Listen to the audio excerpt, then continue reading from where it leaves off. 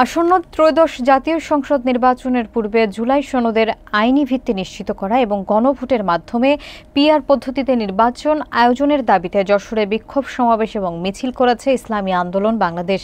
গতকাল বিকালে যশোর শহরের দরাটানা ভৈরব চত্বরে আয়োজিত এই সমাবেশে কেন্দ্রীয় এবং স্থানীয় নেতারা প্রধানত নির্বাচনের পদ্ধতি পরিবর্তন ও একটি সনদের আইনি ভিত্তি নিশ্চিত করার উপর জোর দেন। বিস্তারিত থাকছে মোহাম্মদ শাওন হোসেনের প্রতিবেদনে। আসন্ন ত্রয়োদশ জাতীয় সংসদ নির্বাচনের আগে জুলাই সনদের আইনি ভিত্তি নিশ্চিত করা এবং গণভোটের মাধ্যমে পিআর পদ্ধতিতে নির্বাচন জনগণের দাবিতে গতকাল শুক্রবার বিকেলে যশোরে ইসলামী আন্দোলন জেলা শাখার সমাবেশ এবং বিক্ষোভ মিছিল অনুষ্ঠিত হয়েছে।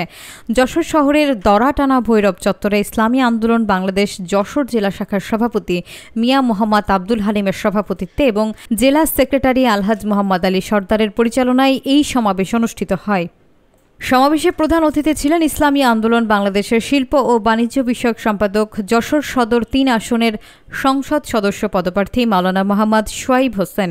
এ সময় তিনি তাদের মূল দাবিগুলো তুলে ধরে বক্তব্য দেন। সমাবেশে আরও বক্তব্য দিয়েছেন ইসলামী আইনজীবী পরিষদ খুলনা বিভাগের সাংগঠনিক সম্পাদক অ্যাডভোকেট নূর ইসলাম, জেলা joint secretary HM. Mohsin, assistant secretary হাফেজ আব্দুর রশিদ, সাংগঠনিক সম্পাদক মাওলানা আশিক বিল্লাহ, জাতীয় শিক্ষক ফোরামের জেলার সভাপতি মোহাম্মদ কামরুজ্জামান, দপ্তর সম্পাদক মুফতি মঈনউদ্দিন, অর্থ সম্পাদক এ.টি.এম. আক্তারুজ্জামান তাজু, যুব ও ছাত্র বিষয়ক নেতা মাওলানা ইমদাদুল্লাহ, শিল্প এবং বাণিজ্য সম্পাদক মুস্তাফিজুর রহমান মুন্না, সদর থানার সভাপতি আলহাজ আব্দুল মতিন বিশ্বাস, পৌর সেক্রেটারি অলিউর রহমান সহ আরও অনেকে।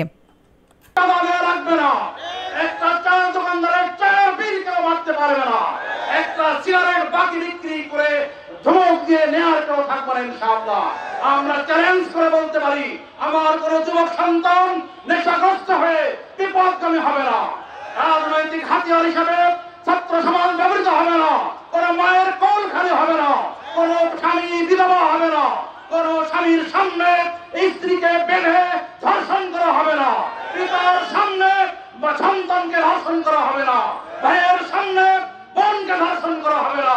ইনশাআল্লাহ চ্যালেঞ্জ ছড়ে দিয়ে যশোরবাসীকে ঘোষণা দিচ্ছি, আসুন হাত পাখাকে বিজয় করুন, সুখে শান্তিতে বসবাস করুন ইনশাআল্লাহ।